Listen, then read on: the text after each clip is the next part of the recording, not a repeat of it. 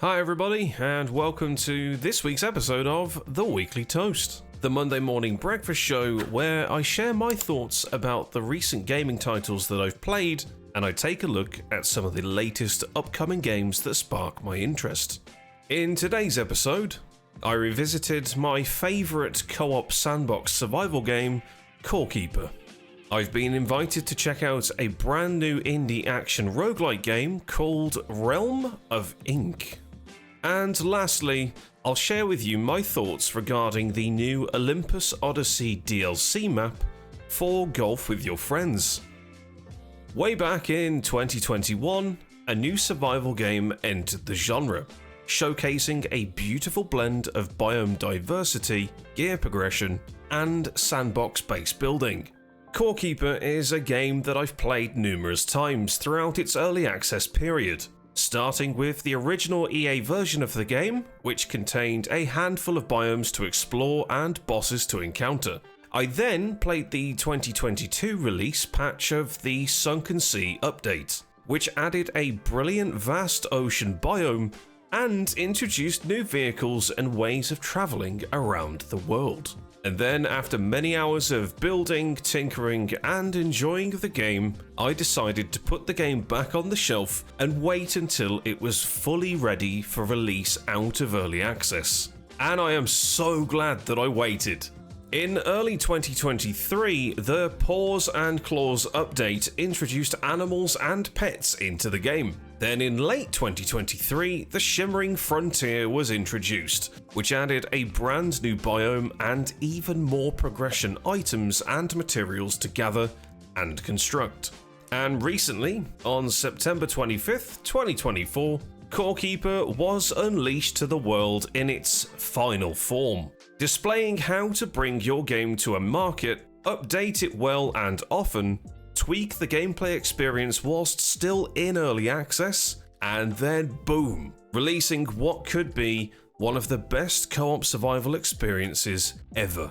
With an impressively high player count of 8 people per session, Core Keeper gives players an ever-expanding horizon to roam, build your own playstyle, and enjoy the luxuries of farming, crafting, fishing, and so much more, without the feeling of needing to rush the content. The game provides relaxing downtime between each boss fight, allowing players to farm crops, raise animals, build rail tracks to reach places of importance like mining nodes or resource farming locations, and the procedural generation of the world map means that every play session or run that you do will be different. All of the boss locations, the hidden areas and items, resources and materials will be scattered in completely different ways. Core Keeper is quite simply fantastically replayable. Each boss that you fight feels fun, engaging, and uniquely challenging, whether due to the mechanics of the creature that you're fighting being different from previous bosses, or the fact that the environment plays a big part in your survival. The boss reward system also marries well with the game's replayable nature, as the loot pool is huge and requires a few kills of the same boss to obtain set items, pets, weapons, and resources to help you and your team progress towards that next fight.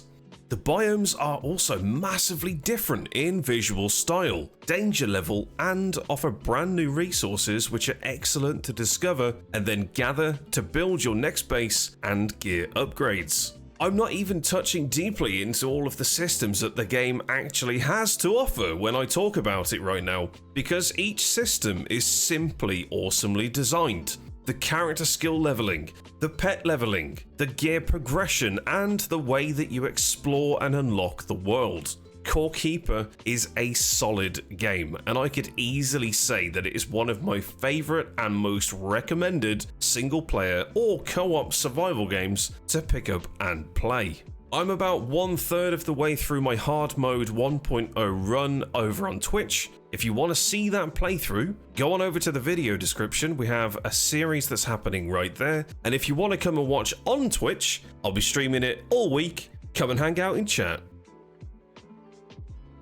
Moving on to a new contender in the action roguelike genre, Realm of Ink recently released on Steam, and I was invited by Leap Studio to take a look at the game firsthand.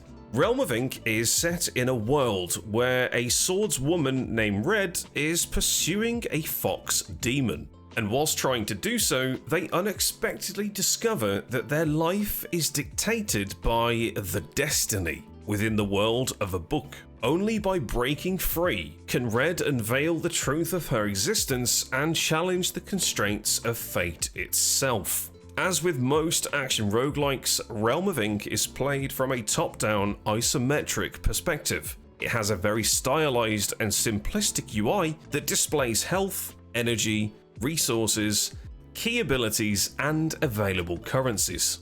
Players need to hack and slash their way through the game's levels, leveling up their hero to unlock new powerful abilities in that roguelike fashion. Basically, choosing from a handful of power-ups on screen as you level up. I can imagine that the game has some sort of trinket system that enables players to start a run with a certain buff or boon. Perhaps a similar system with weaponry too, and a roguelike NPC vendor that may grant you additional health, mana, starting coins, and all of the roguelike goodness that comes from these types of games.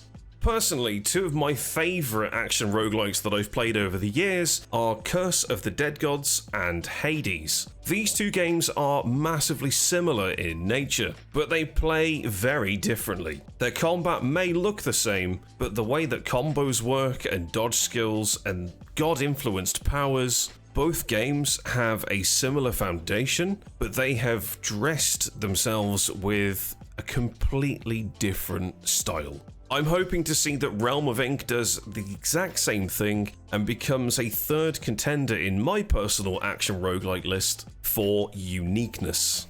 I'll be live streaming Realm of Ink this upcoming Friday afternoon on Twitch, so if you'd like to join me in chat and witness the gameplay and see my first impressions of this game, then go down to the video description and follow over on Twitch to know when I'm live.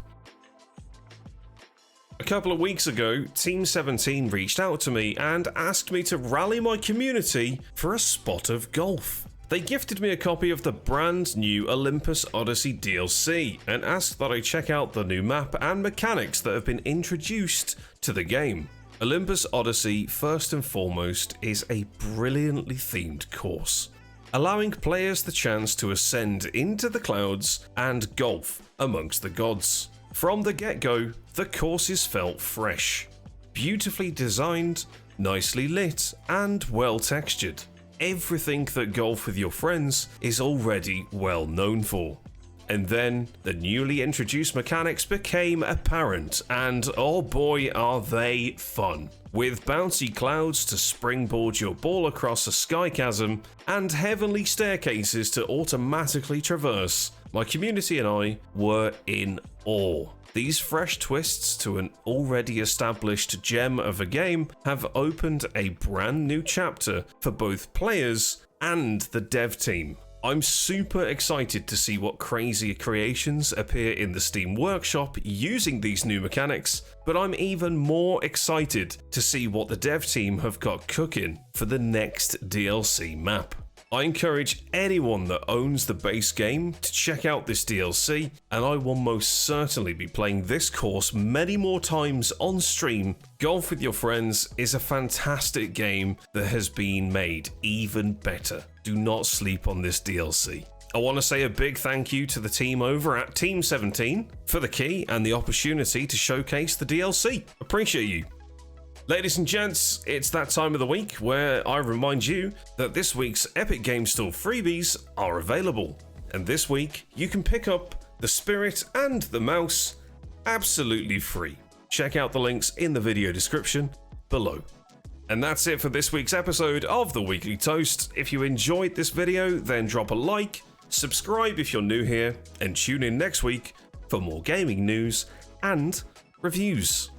Consider supporting the channel by checking out the merch shop. We've got brand new items which are now available, and you can use the code TOASTY10 at checkout to get 10% off for the first 20 customers. Thank you to everyone who has been buying merchandise. It's truly appreciated, and I hope you enjoy what you've bought. Merch and social links are below in the video description. Thank you ever so much for watching, and I'll see you in the next one.